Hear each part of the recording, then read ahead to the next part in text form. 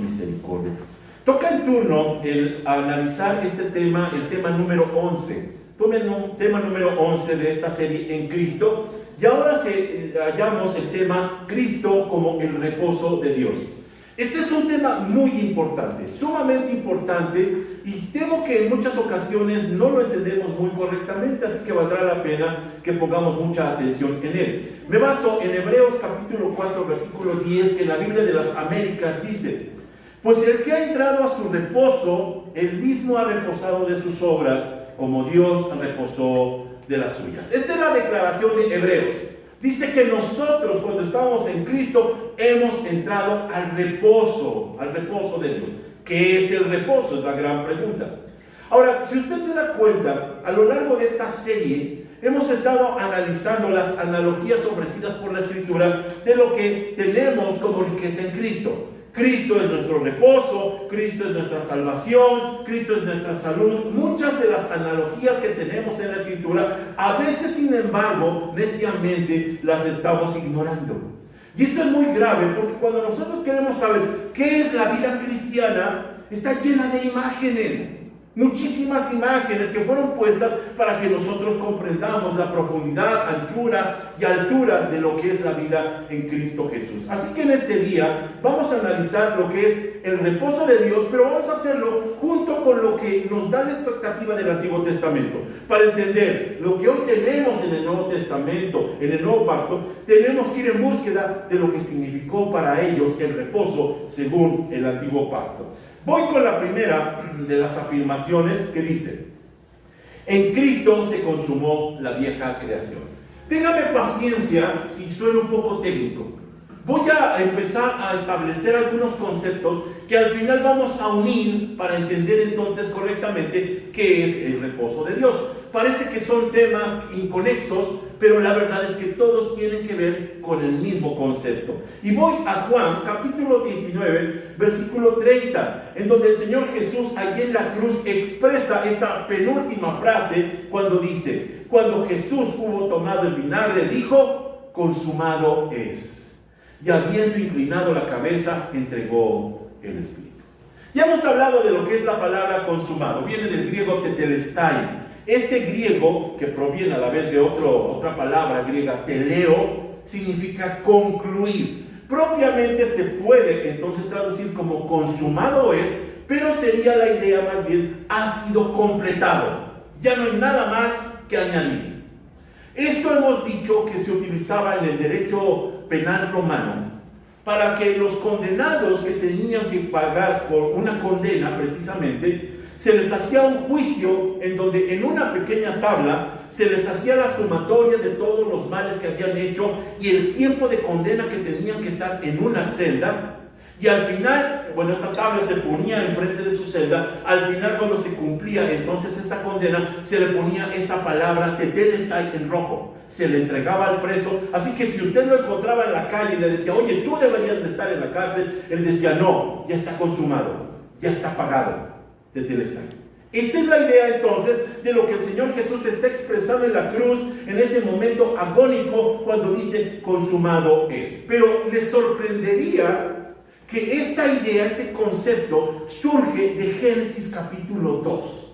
Génesis capítulo 2, versículos 1 y 2. Ahora mire, en esta versión de la Biblia de Jerusalén, sí, es una versión católica, hace una correcta interpretación del pasaje, que dice: concluyéronse pues los cielos y la tierra y todo su aparato, y dio por concluida Dios en el séptimo día la labor que había hecho. Y cesó en el día séptimo de toda la labor que hiciera. Ahí están los conceptos. Primero, concluir.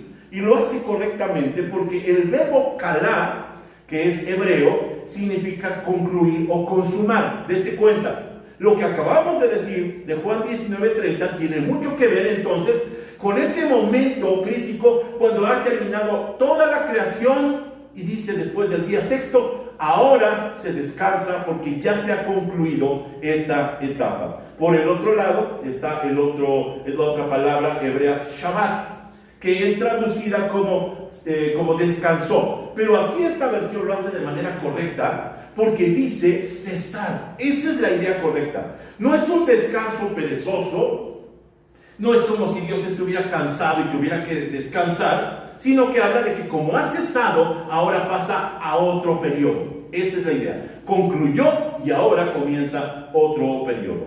Ahora, si usted se da cuenta, es evidente entonces la asociación entre el tema de la creación con los pactos. Déjeme explicar. Cuando hablamos de lo que Dios hace para poder internarse en una relación con el hombre, hace pactos. Así entonces nosotros tenemos en la Biblia el antiguo pacto, que es el Antiguo Testamento, y el nuevo pacto, que es el Nuevo Testamento. Son dos pactos generalizados que nos hablan de la intención de Dios de tener que relacionarse con el ser humano. Así que consumado es, significa que ha finalizado la vieja creación, el antiguo pacto. Cuando termina en Malaquías y comienzan los evangelios, se está anunciando, ya terminó esa etapa, ya no tenemos que regresar, ya la podemos estudiar como un símbolo de historia, un símbolo de analogías, pero ha comenzado ahora el nuevo pacto, el Nuevo Testamento. Ha comenzado la nueva etapa, la nueva era ahora en Cristo. Teniendo esto en cuenta, entonces vamos a la segunda declaración. En Cristo es el final de la ley. Ya estamos diciendo, porque ha pasado lo anterior, dice el apóstol Pablo, he aquí, todas las cosas son hechas nuevas. Ahora, aquí hay un gran problema con respecto a la ley. Ya esto quiero internarme un poco, parece redundante, pero vale la pena considerarlo. Porque en las iglesias hay un gran conflicto con respecto a la ley. ¿Se debe cumplir? ¿Se debe observar? ¿O no se debe de cumplir? Incluso ya hay términos hasta doctrinales con respecto a esto, de los que no cumplen la ley. Pero tenemos nosotros tan solo aquí a nuestro alrededor, tenemos sabáticos, tenemos adventistas, tenemos hebraístas o de las raíces hebreas. Y estos todos se han fundado precisamente porque piensan que la ley todavía tiene que seguirse cumpliendo, cuando hemos dicho que ya concluyó. Ahora déjenme analizar algunos pasajes de donde surgen los malentendidos. Por ejemplo, Mateo 24:35, que dice: el cielo y la tierra pasarán, pero mis palabras no pasarán. El Señor Jesucristo, cuando está hablando del cielo y la tierra pasarán, hay dos cosas que tenemos que entender y que hemos analizado, por cierto, en estos grupos en donde hemos estudiado el Génesis. Cuando nosotros hablamos de cielo y tierra, en las culturas antiguas, no solamente en la judía, en las culturas antiguas orientales, cielo y tierra siempre eran un símbolo o un sinónimo del templo. El templo, en donde se reunía la gente para reunirse también con Dios. Por eso se le llamaba el cielo y la tierra. Así que el templo de Jerusalén también se le podría llamar, o se le debe de llamar, el templo. Cuando está hablando del cielo y la tierra, no está hablando de estos cielos ni de esta tierra. Aquí está el problema, que muchos piensan que materialmente entonces este cielo y esta tierra tendrían que desaparecer. No está diciendo eso. Él está hablando del templo, porque sus discípulos incluso les llevaron la pregunta: ¿cuándo va a suceder esto de que se destruya el templo? Y él responde: cielo y tierra van a pasar, pero mis palabras no van a pasar. Esto nos lleva a una segunda apreciación. Mis palabras no se refieren a la ley mosaica. Mis palabras se refieren más bien a la profecía de que tendría que pasar el templo. Tiene que pasar el cielo y la tierra. Se tiene que cumplir. Esto lo vamos a ver más adelante cuando veamos cómo se cumple esto de pisar a los enemigos debajo de sus pies. Otro pasaje semejante es Lucas 16:17. Dice: pero más fácil es que pasen el cielo y la tierra que se frustre una tilde de la ley. Es decir, allí muchos dicen: ahí está, como todavía existe el cielo y la tierra, la ley tiene que seguir funcionando. Vamos a entender el pasaje de manera correcta.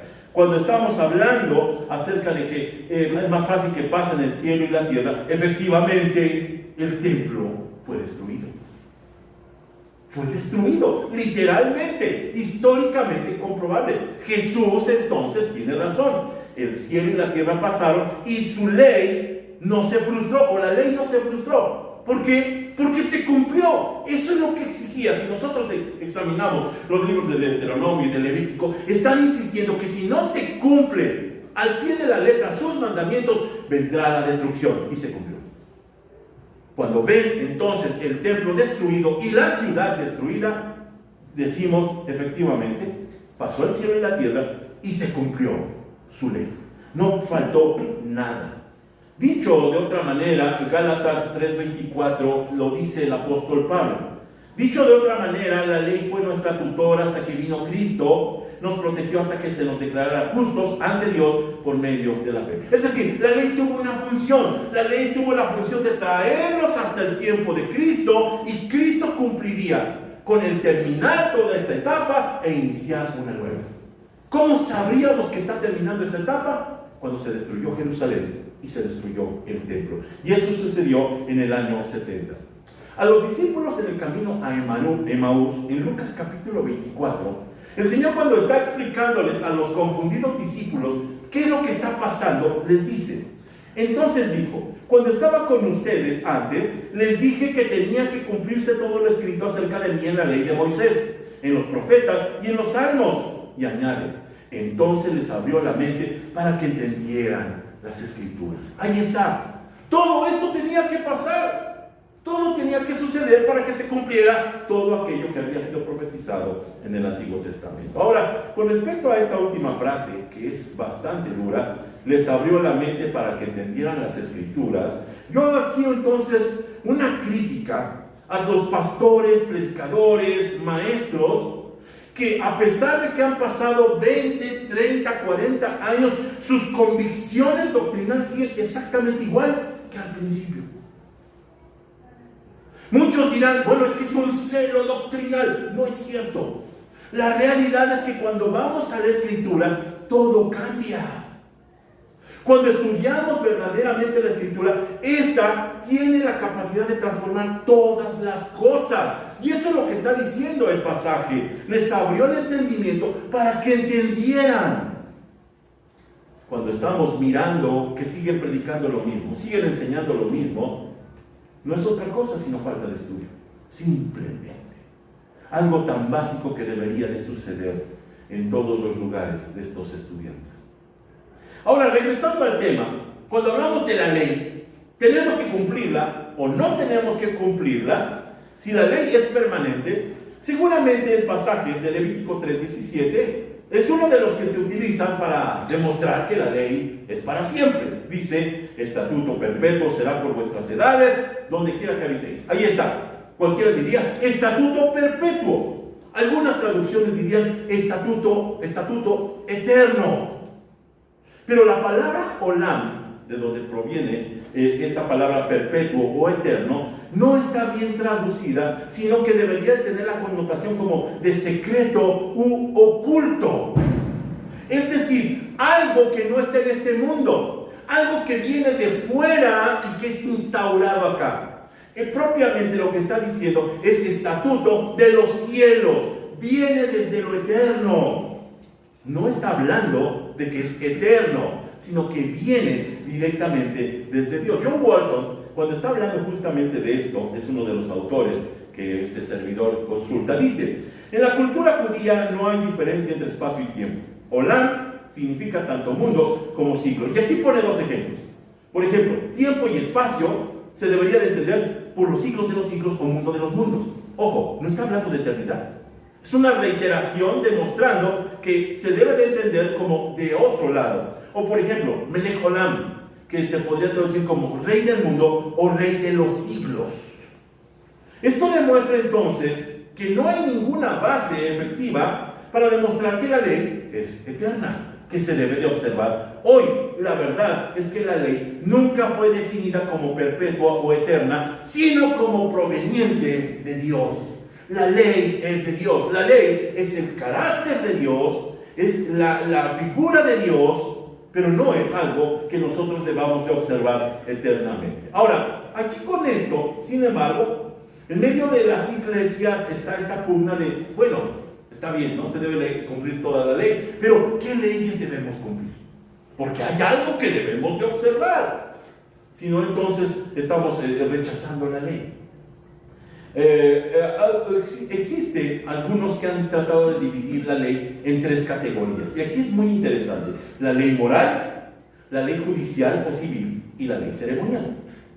Esto comenzó con Tomás de Aquino en el siglo XI y XII, cuando él propuso que la ley no tenía que verse como un conjunto, sino como una división de tres situaciones que tenían que observarse. Por ejemplo, la ley moral, la conducta que tenemos en lo social, o la ley judicial o civil, el cuidado que debemos de tener también a nivel de Estado, o la ceremonial, que tendría que ver más bien con este asunto de lo que tendría que cumplirse dentro del templo. Sin embargo, hay un problema, porque por ejemplo, incluso yo conozco algunos reformados que insisten, los reformados insisten, que todavía se debe de observar la ley moral, porque debemos nosotros cuidarnos y sujetarnos a ciertos lineamientos, a ciertas restricciones. Pero hay un gran problema. Cumplir la ley significaba cumplirla toda. No hay una parte favorita que usted y yo podamos elegir. Se olvida de Santiago capítulo 2, versículo 10, que dice: pues el que obedece todas las leyes de Dios, menos una, es tan culpable como el que las desobedece todas. Así que no puedo yo elegir qué parte de la ley quiero cumplir o puedo cumplir. Si no la cumplo todo, con una sola que falle, entonces todo se viene abajo. Así que estos cumplidores de la ley, estos que hemos mencionado que están a nuestro alrededor, nunca podrán cumplir toda la ley. Esa es la verdad. Cuando dicen, es que hay que cumplir la ley, es una gran mentira. No la puede cumplir. Porque la ley, sobre todo, estaba diseñada para ser israelita. Y ojo, ni los israelitas la pudieron cumplir. Allí está la crítica del Señor Jesús, que dice, ¿por qué le ponen, en el concilio, en Hechos capítulo 15, ¿por qué ponen cargas sobre sus hermanos cuando ustedes mismos no lo han cumplido? Así que no es la ley actual. Sin embargo, déjeme ir un punto más directamente a uno de los mandamientos más controversiales: el Shabbat, el sábado, el día de descanso. Y déjeme ir a analizar la señal del pacto. Voy a ir a Éxodo, en donde se da esta instrucción. Y ojo, es una instrucción extendida. No es tan corta como Éxodo 20, en donde dice simplemente guardarás el sábado, el día de reposo, sino que dice las implicaciones de lo que pasará o pasaría si no cumplían esta ley del reposo. Dice entonces en Éxodo: después el Señor le dio a Moisés las siguientes instrucciones. Diles a los israelitas: asegúrense de guardar mi día de descanso, porque el día de descanso es una señal del pacto entre ustedes y yo de generación en generación. Pregunta hasta aquí: ¿cuál es la señal del pacto entre Dios y los israelitas? Era el sábado, el día de reposo. ¿Estamos de acuerdo? Dice: se ha establecido para que sepan que yo soy el Señor quien los hace santos. Deberán guardar el día de descanso porque es un día santo para ustedes. Cualquiera que lo profane será ejecutado, y el que trabaje ese día será excluido de la comunidad. Tienen 6 días en la semana para hacer su trabajo habitual, pero el séptimo día será un día de descanso absoluto, un día santo, dedicado al Señor. Cualquiera que trabaje el día de descanso será ejecutado. El pueblo de Israel deberá guardar el día de descanso y conmemorarlo de generación en generación. Es una obligación del pacto para siempre. Allí algunos dirían: ahí está, ya ves como si es eterno, ¿no? Es una señal perpetua de mi pacto con el pueblo de Israel. Pues en 6 días el Señor hizo los cielos y la tierra, pero en el séptimo dejó de trabajar y descansó. Déjenme llevarlos a unas conclusiones rápidas. En primer lugar, decimos que el sábado es más importante incluso que los demás mandamientos. El sábado era la representación, podríamos decir que era el resumen de toda la ley. Y si se infringía el sábado, entonces era, como decía Santiago, haber incumplido toda la ley. Un solo mandamiento, toda la ley incumplida. Así que ese sábado, si se incumplía, era rechazar toda la ley. Ahora, cuando nosotros nos preguntamos ¿cuál fue la razón por la que el pueblo de Israel fue llevado al exilio a Babilonia por 70 años? La respuesta es por el sábado. Así lo dice Ezequiel. Ezequiel capítulo 20 dice: Además, dice el Señor, les di mis días de descanso como una señal entre ellos y yo. El propósito era recordarles que yo soy el Señor, quien los apartó para que fueran santos. Sin embargo, los israelitas se rebelaron contra mí y se negaron a obedecer mis decretos en el desierto. Desobedecieron mis ordenanzas a pesar de que la obediencia les hubiera dado vida. Además, profanaron mis días de descanso. Por lo tanto, amenacé con derramar mi furia sobre ellos e hice planes para consumirlos completo en el desierto. ¿Por qué estaban en el destierro? Porque habían incumplido los sábados. Y mire, qué curioso. 70 años estuvieron allá en Babilonia, en un lugar que no era su patria, y el número 7, por supuesto que tiene mucho que ver con el séptimo día, con el sábado. 70 años por incumplir en guardar el sábado. Muchos por eso, ahora los sabáticos, los adventistas dicen, es que hay que tener cuidado porque si les fue mal a ellos, nos va a ir mal a nosotros. Este asunto tan delicado explica otro de los pasajes que es muy polémico, Éxodo 15, 32 y 36. Lo leo, dice así: cierto día, mientras el pueblo de Israel estaba en el desierto, descubrieron un hombre que recogía madera durante el día de descanso. Los que lo encontraron lo llevaron ante Moisés, Aarón y el resto de la comunidad. Lo mantuvieron bajo vigilancia, pues no sabían qué hacer con él. Entonces el Señor le dijo a Moisés: el hombre debe ser ejecutado. Toda la comunidad lo apedreará fuera del campamento. Así que la comunidad entera sacó al hombre del campamento y lo apedrearon a muerte, tal como el Señor le había ordenado a Moisés. De este pasaje he encontrado infinidad de explicaciones.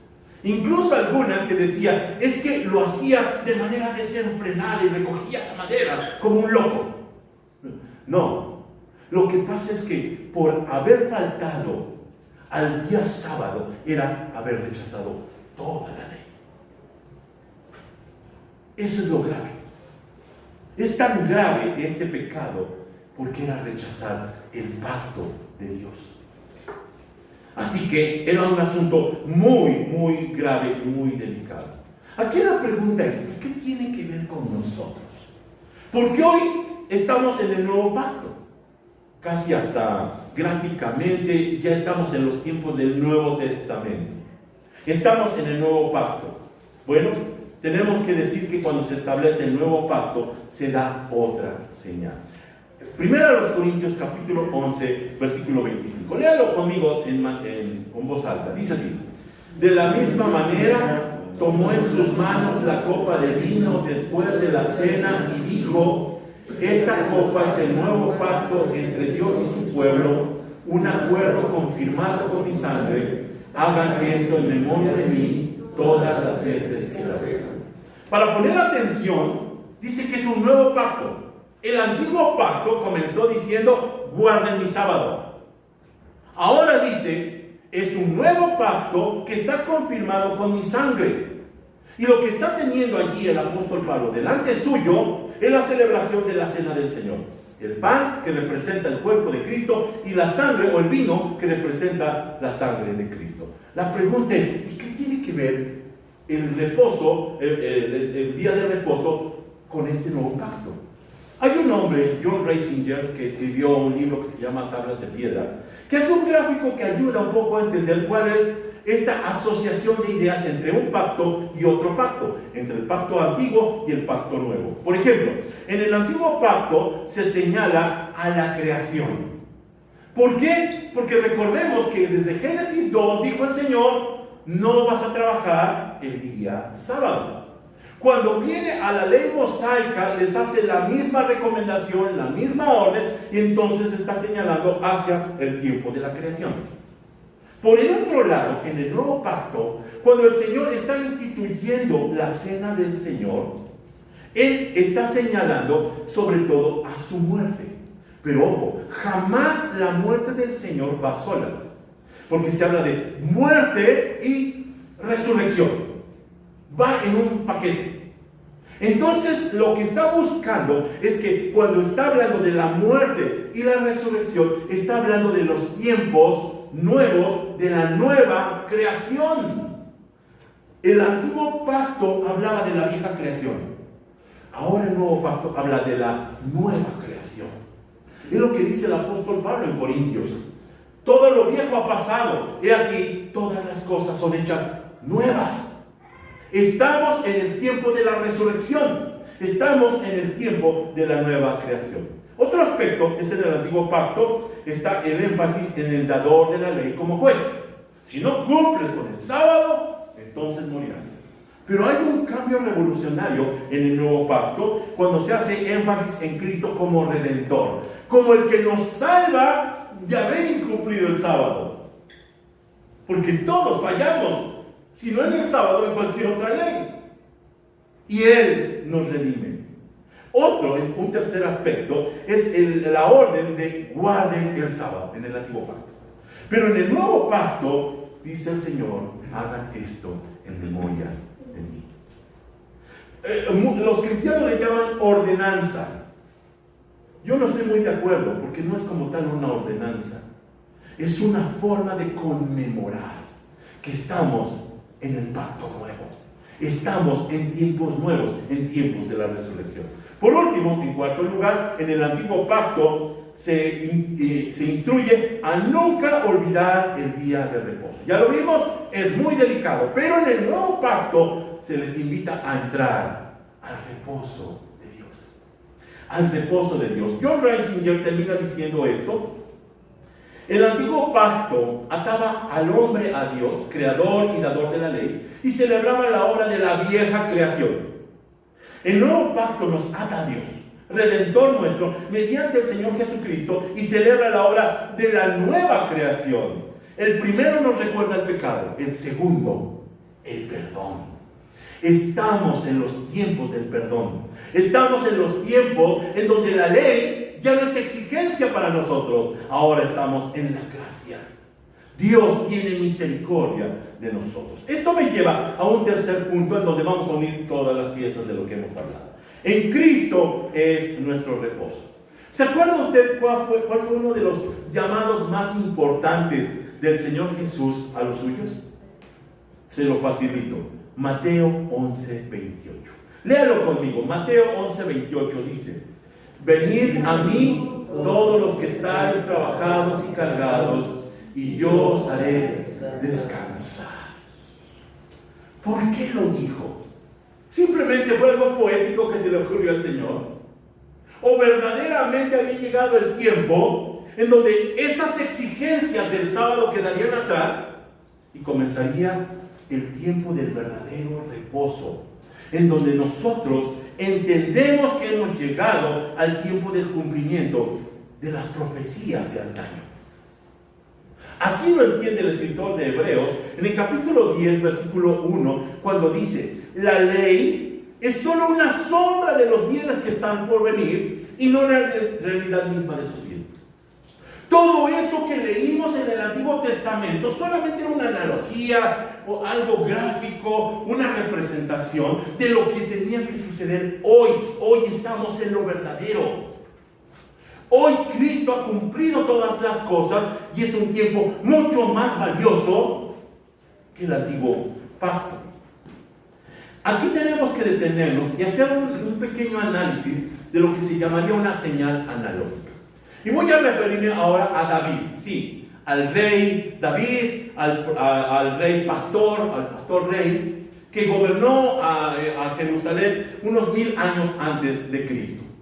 Él escribió el Salmo 110:1 de forma profética, y es muy interesante lo que dice con respecto al Cristo. Dice: así dijo el Señor a mi Señor: siéntate a mi derecha hasta que humille a tus enemigos, poniéndolos por estrado de tus pies. Dice que tendría que esperar que sus enemigos fueran puestos por estrado de sus pies. Ahora, pongamos atención, porque estas palabras que aunque David reproduce en el Salmo 110, fueron originalmente dichas a él. En 2 de Samuel capítulo 7, cuando David ya había consolidado el reino, ya había establecido la capital, que es Jerusalén, en ese momento él tiene un anhelo. ¿Se acuerda qué es lo que quería hacer? ¿Se acuerda alguien qué es lo que quería hacer? Lo que surgió de su corazón. Quería construir el templo. Ahora, nosotros no entendemos qué está pasando, pero en la antigüedad, Cuando un monarca, cuando un rey oriental quería demostrar su poderío, tenía que hacer dos construcciones muy importantes. Una, un palacio donde él gobernara. Pero la otra era un templo. Un templo para demostrar su poderío. Esto era el ejemplo o la idea del dominio en lo terreno, desde el palacio, y en lo celestial, desde el templo. Así que miren, David no tiene un anhelo original, solamente está cumpliendo con lo que en todos lados se cumple. Y él dice, bueno, ya tengo mi palacio, pues ahora hace falta construir el templo. Esto significaba que había terminado el tiempo de consolidar el reino, entiéndase, crear el reino, y comenzaba el tiempo del gobierno, de la nueva creación. Ya pasó el tiempo de la creación del reino, ya se consolidó y se puso en orden a todos sus enemigos debajo de sus pies, y ahora comienza el tiempo de reinar. Y por eso piensa él en un templo. Por eso los biógrafos de David, en 2 Samuel 7:1, la Nueva Versión Internacional, dicen: una vez el rey David estuvo instalado en su palacio, el Señor le dio descanso de todos los enemigos que lo rodeaban. Allí está. Ya tiene su palacio, ya está gobernando, y ahora ya tiene a todos los enemigos que le rodean. Así que el Salmo 110, aunque hay un debate en si lo escribió David o no lo escribió David, la verdad es que sí lo escribió David, y hay más evidencia a favor, demuestran que está él demostrando hacia el futuro en el reino mesiánico del Cristo. ¿Qué es lo que tenía que pasar? Tenían que ser puestos sus enemigos debajo de sus pies. Ahora démonos cuenta, esta prueba entonces del reinado mesiánico sería poner bajo sus pies a sus enemigos. ¿Qué pasaría si eso no se hubiera cumplido? ¿Qué pasaría si eso estuviera por cumplirse? Estaríamos hablando entonces de un falso Cristo. Estaríamos hablando de que la fe es vana, que no sirve, porque no puso a sus enemigos debajo de sus pies. El apóstol Pablo, proféticamente, cuando está hablando de este tema en 1 Corintios 15, dice: después de eso, vendrá el fin, cuando Él entregará el reino a Dios el Padre, y luego de destruir a todo gobernante y poder y toda autoridad, pues Cristo tiene que reinar hasta que humille a todos sus enemigos debajo de sus pies. Recordemos, el apóstol Pablo está escribiendo en el periodo, después de que Cristo ha muerto en el año 30, y hasta el año 70, 40 años que tenía que ser destruido Jerusalén. Él está diciendo, va a llegar el momento en donde lo que ya comenzó a cumplirse, terminará cumpliéndose con la destrucción de Jerusalén. Dice también en otro pasaje, en Hebreos capítulo 1, versículo 13.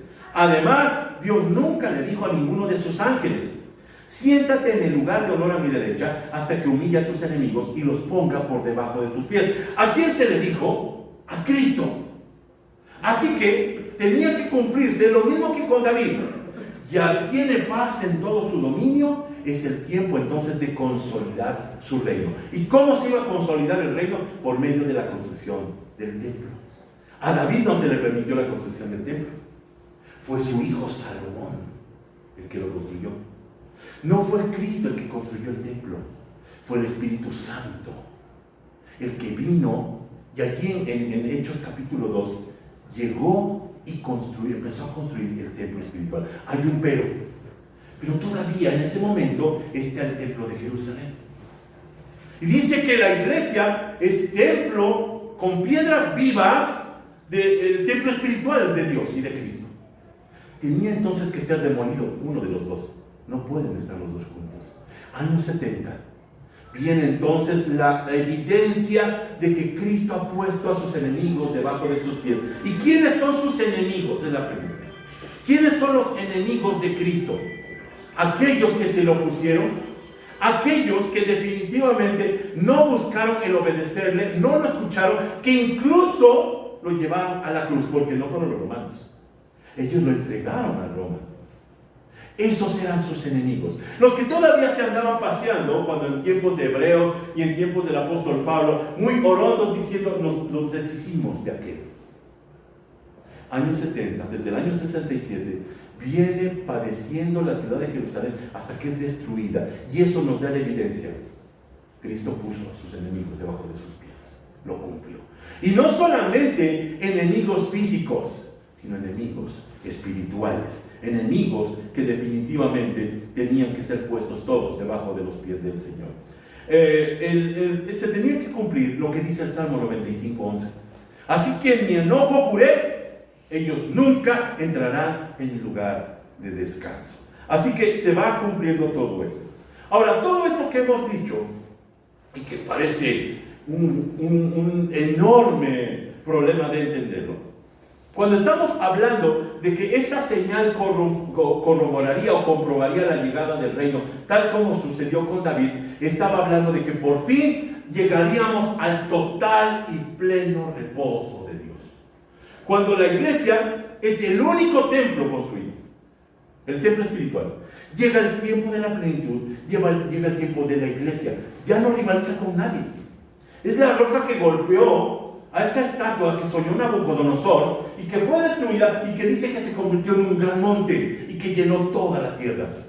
La iglesia es entonces el reposo que Dios había prometido. Dice Efesios 1:21 el apóstol Pablo nuevamente: ahora Cristo está muy por encima de todo, sean gobernantes o autoridades o poderes o dominios o cualquier otra cosa, no solo en este mundo, sino también en el mundo que vendrá. Dios ha puesto todo bajo la autoridad de Cristo, a quien hizo cabeza de todas las cosas para beneficio de la iglesia. Otro pasaje más, Colosenses capítulo 2. Él anuló el acta con los cargos que había contra nosotros, Cristo. Dice, y la eliminó clavándola en la cruz.